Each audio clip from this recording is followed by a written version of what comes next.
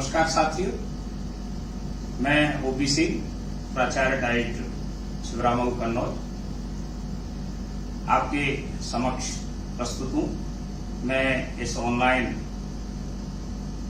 Video class में DElEd second semester के समस्त प्रशिक्षुओं का हार्दिक स्वागत करता हूं और उम्मीद करता हूं कि आज हम जिस प्रकरण पर चर्चा करेंगे, निश्चित रूप से वह परिचर्चा आपके शिक्षक बनने के लिए निश्चित रूप से उपयोगी होगी, आपके शिक्षण को प्रभावी बनाने के लिए सहायक सिद्ध होगी।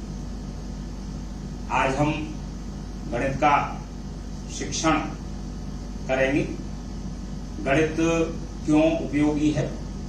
गणित व्यक्ति की वैज्ञानिक सोच को विकसित करता है, उसकी तर्क शक्ति को बढ़ाता है, उसमें तर्क करने की क्षमता को बढ़ाता है, वह किसी भी तथ्य को वैज्ञानिक आधार पर तोलता है।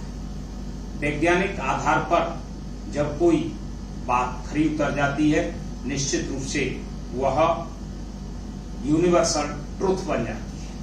गणित के हमारे हजारों लाखों सूत्र हैं, वो सभी वैज्ञानिकों ने, गणितज्ञों ने वैज्ञानिक कसौटी पर परखे हैं और परखने के बाद उनका निष्कर्ष निकाला है और वो निष्कर्ष निश्चित रूप से हमारे लिए उपयोगी सिद्ध हो रहे हैं। वैज्ञानिक सोच हमारी बढ़ रही है, विज्ञान को पढ़ने में हमें सहायता मिल रही है, हमारी तर्क करने की क्षमता बढ़ रही है। साथियों, इसी सिलसिले को आगे बढ़ाते हुए अभी हम ये जानते हैं कि गणितीय व्यंजक क्या होते हैं और बीजीय व्यंजक क्या होते हैं। हमने अभी तक जो पढ़ा है, हमने एक प्रकरण पढ़ा था, आपने उसमें चर्चा की थी और उस चर्चा को बहुत उपयोगी पाया गया था।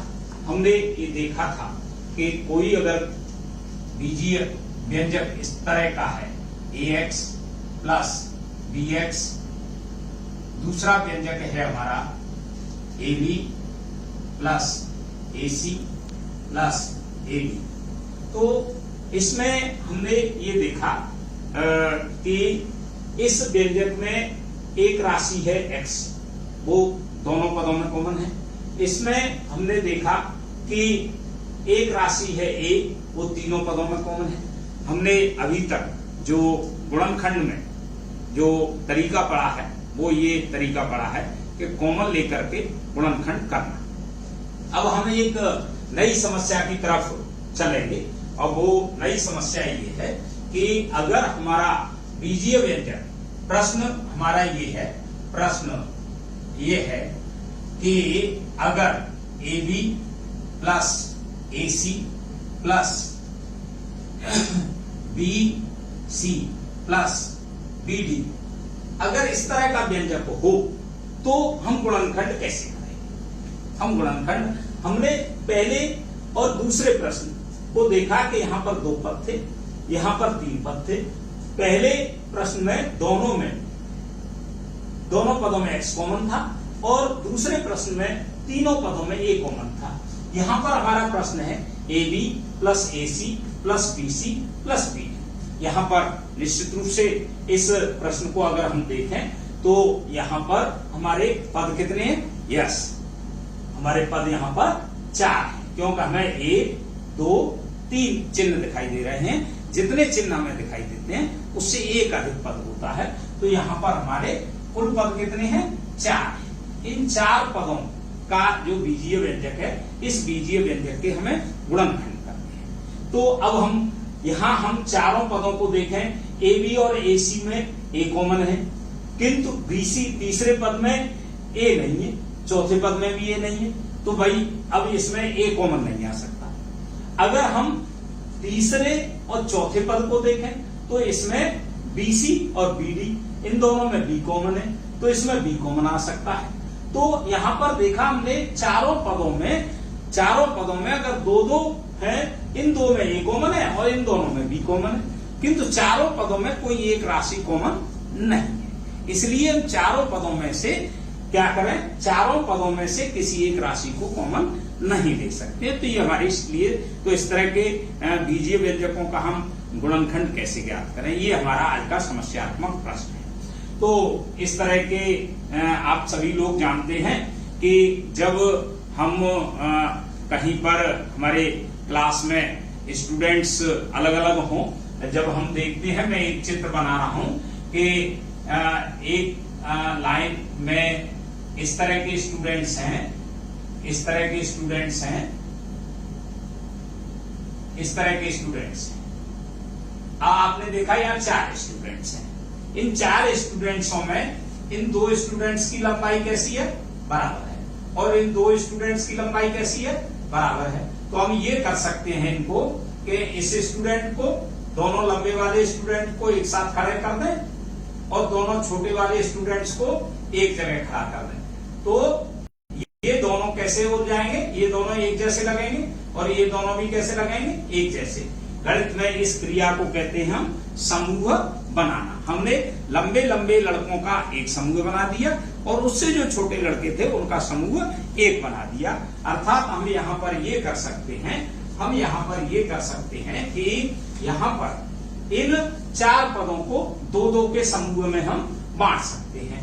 तो इसमें हमने ए बी और ए सी को एक कोष्टक में लिख करके समूह बना दिया और प्लस बी सी और बी डी को एक तरफ कर दिया, बी सी और बी डी को एक तरफ कर दिया।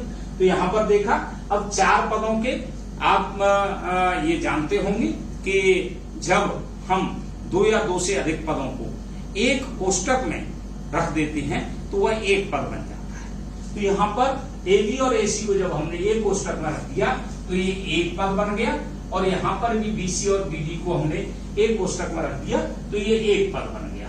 तो यहां पर आपने देखा कि ये हमारा प्रथम पद हो गया। प्रथम पद में कॉमन कितना है, ए। प्रथम पद में हमारा कॉमन कितना, ए। और यहां पर हमारा ए कॉमन आ गया। तो यहां से क्या बचा, बी प्लस सी। यहां पर बी कॉमन है तो यहां पर कितना हो गया, सी प्लस डी। तो यहां इसके 2 फैक्टर हो गए, इसका सरलीकरण हो गया ए बी प्लस सी और बी सी प्लस डी। इसको हमने सरलीकरण के रूप में लिख दिया।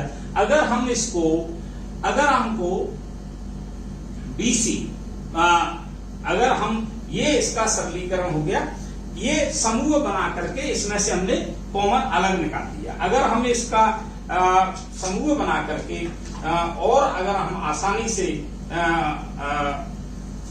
समूह बना करके अगर हम गुणनखंड करना चाहें तो कैसे करेंगे।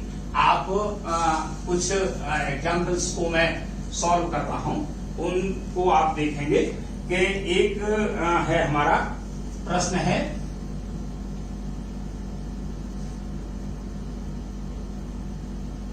ax plus bx plus ay और प्लस by। यहां पर अभी हमने ये एक प्रश्न लिखा है ax plus bx plus ay plus by। अगर यहां पर हमने इसके ax प्लस bx में x कॉमन है, ay प्लस by में y कॉमन है, किंतु चारों में कोई एक राशि कॉमन नहीं है। तो यहां पर हम क्या करेंगे, इनके समूह बना देंगे। ax प्लस bx को एक कोष्टक में लिख दिया और ay प्लस by को एक कोष्टक में लिख दिया। यहां पर आपने देखा कि यहां पर x कॉमन है, x कॉमन लेने के बाद और डिटेल में नहीं जाऊंगा, a प्लस b, और यहां पर y कॉमन ले लिया तो a प्लस b। अब आप देख रहे हैं a प्लस b यहां भी है और a प्लस b यहां भी है। तो यहां पर आ गया a प्लस b, फिर कॉमन ले लिया, एक बार कॉमन लिया, फिर अब दूसरी बार कॉमन ले रहे हैं। तो जब a प्लस b यहां से कॉमन लिया x और प्लस y, ये 4 पदों वाले व्यंजक के 2 गुणनखंड हो गए, a प्लस b और x प्लस y।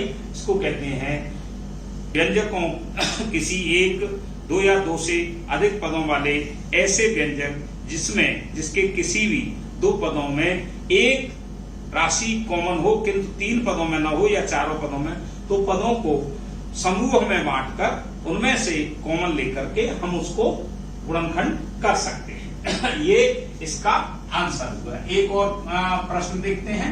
अगर इसी में अगर हम इस तरह से कर दें कि एक प्रश्न है हमारा, ये प्रश्न है प्रश्न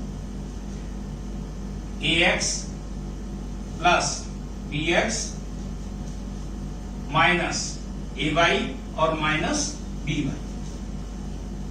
देखिए इसको हम ऐसे कर सकते हैं, पहले तरीके से भी कर सकते हैं। ax प्लस bx एक कोष्टक में लिख लिया, एक समूह बना लिया, माइनस ay और क्या, अब क्या आएगा, जब यहां माइनस है और माइनस बाहर निकाल लिया तो चिन्ह क्या होगा, बदल जाएगा, by। यहां पर हमने देखा इसमें कॉमन क्या है, x, तो यहां a बचा और यहां कितना बचा, b, यहां माइनस, यहां कॉमन कितना है, y, यहां a प्लस b। अब यहां से देखेंगे a प्लस b दोनों में कॉमन है, a प्लस b और यहां से a प्लस b कॉमन लेगा, x माइनस y। ये इसका आंसर हुआ, ये इसका आंसर हुआ। ये इस तरह से हमने पहले प्रश्न में क्या किया, पहले प्रश्न में दो पदों का एक समूह बना लिया और अगले दो पदों का एक समूह। इसमें एक तरीका ये भी है, ax और ay का एक समूह पहले और तीसरे का एक समूह बना लें, और bx और by का अगर हम इसे शॉर्ट में दूसरा तरीका अपनाए हैं, पहले प्रश्न में दूसरा तरीका अपनाए, पहले प्रश्न में जगह छोटी है, ये प्रश्न है हमारा ax plus bx plus ay और प्लस by। इसको अभी हमने पहले क्या सीखा था, पहले और दूसरे का समूह बनाया था, हम यहाँ पहले और तीसरे का भी समूह बना सकते हैं। ax प्लस ay एक समूह में और प्लस bx प्लस by, अर्थात पहले और तीसरे का समूह बना लें और दूसरे और चौथे का समूह बना लें। तो यहां पर कॉमन कितना आया, ax प्लस ay में a x प्लस y और प्लस bx प्लस by में b common x plus y। अब कॉमन क्या आया, अब कॉमन आया ये पहला पद और ये दूसरा पद, तो x प्लस y कॉमन आया। तो जब इस पद में से x प्लस y कॉमन ले लेंगे तो क्या बचा, a, और इसमें से x प्लस y कॉमन ले लेंगे तो b, अर्थात आंसर दोनों रूप में एक ही आएगा, a plus b x plus y, x plus y a plus b। क्योंकि मैंने आपको बताया 2 गुणा 3 और 3 गुणा 2 बराबर होते हैं। इसे क्रम विनिमय नियम कहते हैं। क्रम बदलने पर योगफल और गुणनफल चेंज नहीं होते हैं। तो इसी तरह इसमें भी कर सकते हैं हम, ax और ay का एक ग्रुप बना लें, bx और by का एक ग्रुप बना लें, तो भी आंसर इतना ही आएगा। एक और क्वेश्चन करते हैं इसमें। निश्चित रूप से ये समूह बनाकर गुणनखंड करने की हमारी जो विधि है वो बहुत उपयोगी है।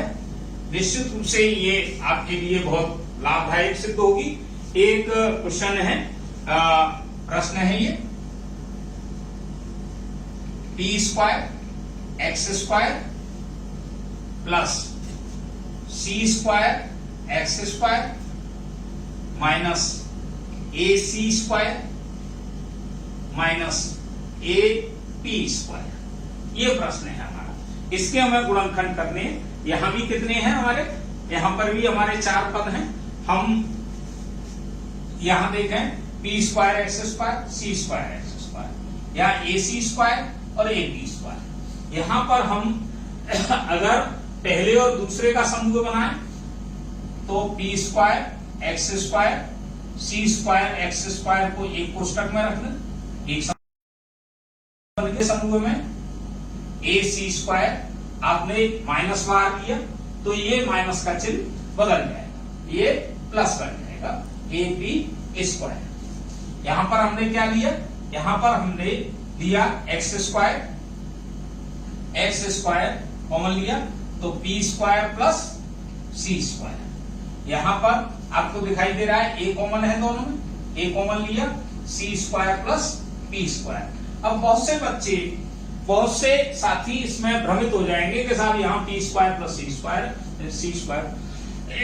मैंने आपको ये बताया कि योग और गुणनफल में क्रम विनिमय का नियम लागू होता है, अर्थात योगफल और गुणनफल में क्रम बदलने से योगफल और गुणनफल पर प्रभाव नहीं पड़ता है।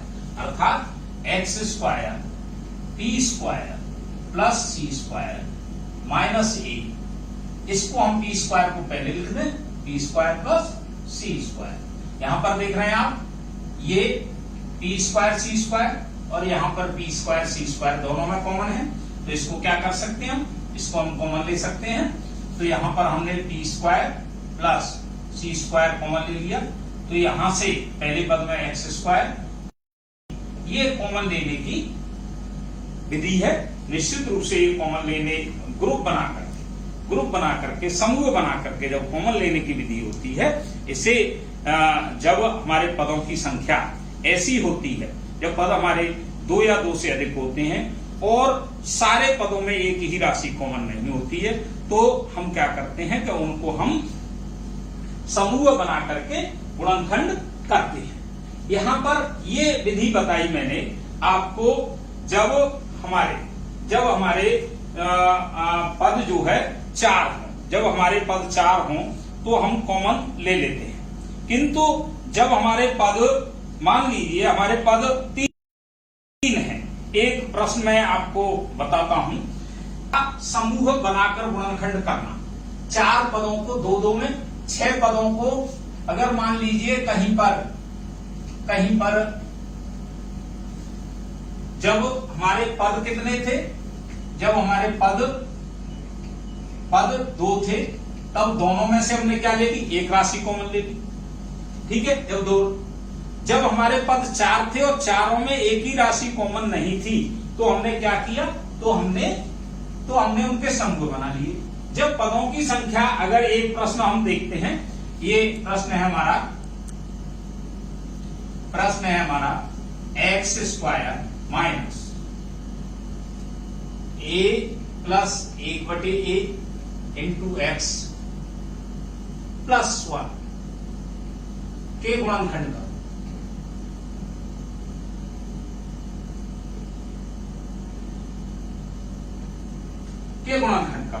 प्रश्न हमारे सामने।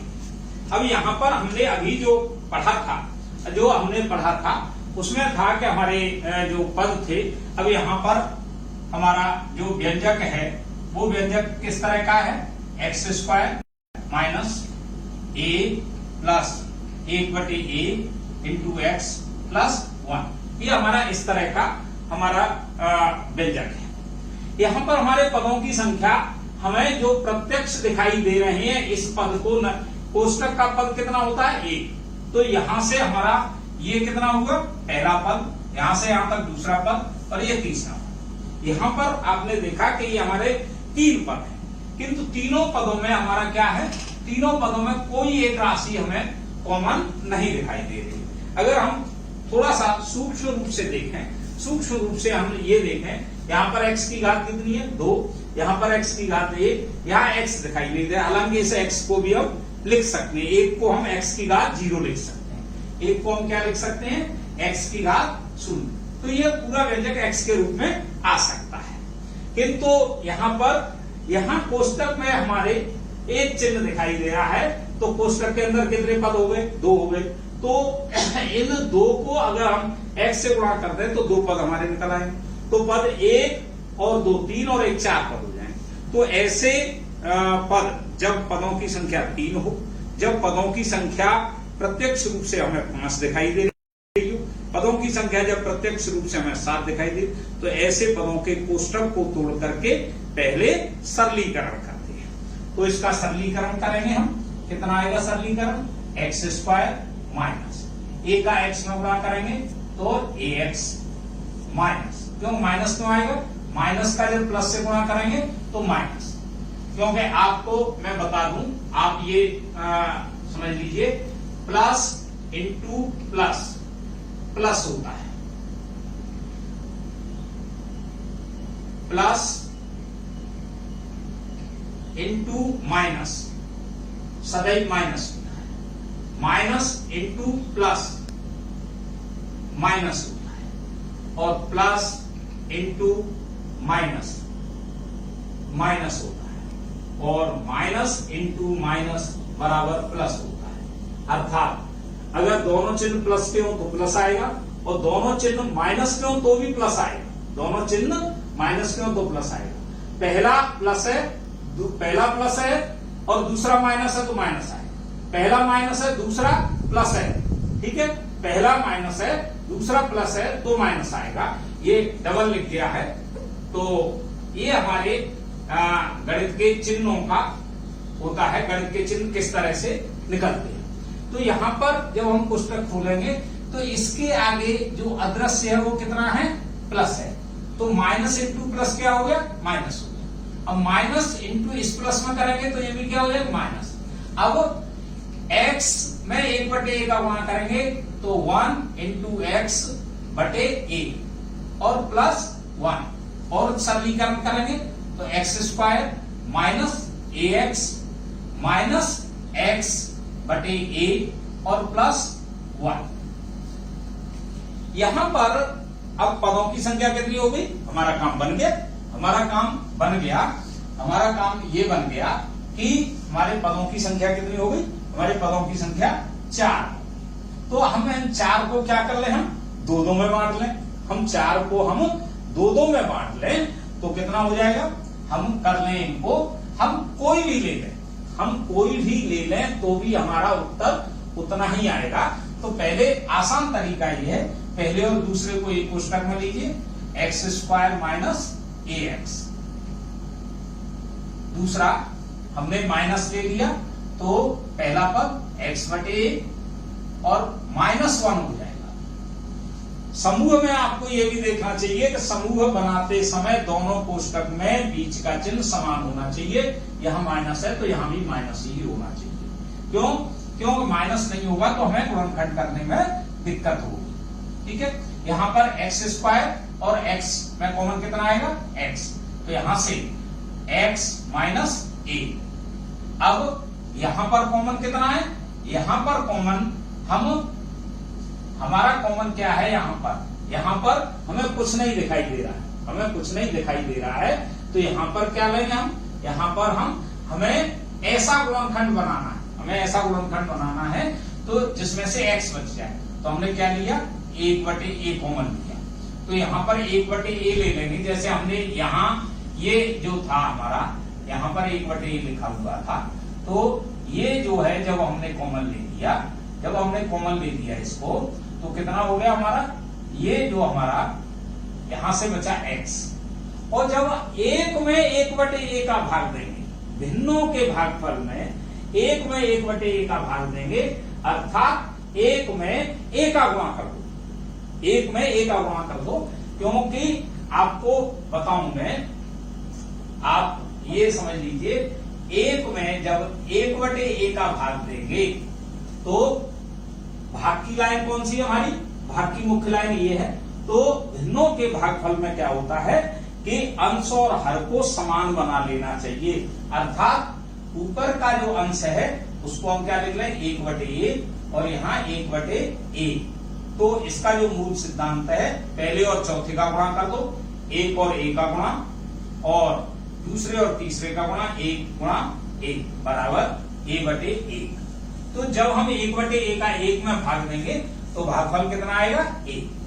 अब आपने देखा x माइनस a यहां भी है और x माइनस a यहां भी है, तो कितना आ गया, x माइनस a कॉमन आ गया, और यहां से कितना बचा, x, और यहां से कितना बचा, 1/a। ये इसके गुणनखंड हो गए आसानी से। इस प्रश्न को देखने से हमें क्या मिला, ये मिला कि मूल प्रश्न में हमारे पदों की संख्या कितनी थी, 3। तो आज हमने ये सीखा कि जब पदों की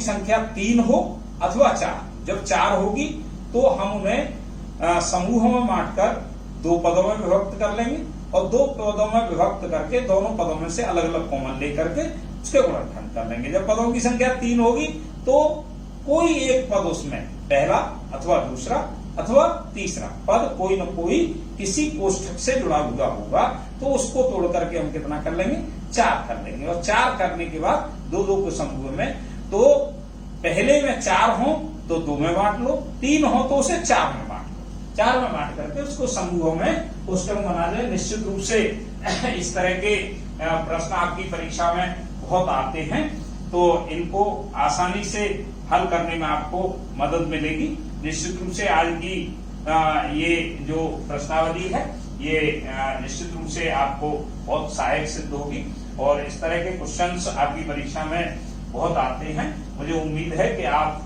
निश्चित रूप से इस तरह के गुणनखंडों को आसानी से हल करने में सफल हो जाएंगे। आज के लिए बस इतना ही। मुझे उम्मीद है कि आप लोगों ने बहुत अच्छी तरह से समझा होगा, इसे ग्रहण किया होगा। हम अगले दिन किसी नए टॉपिक पर गुणनखंड के नए तरीकों पर चर्चा करेंगे। धन्यवाद, बहुत बहुत धन्यवाद।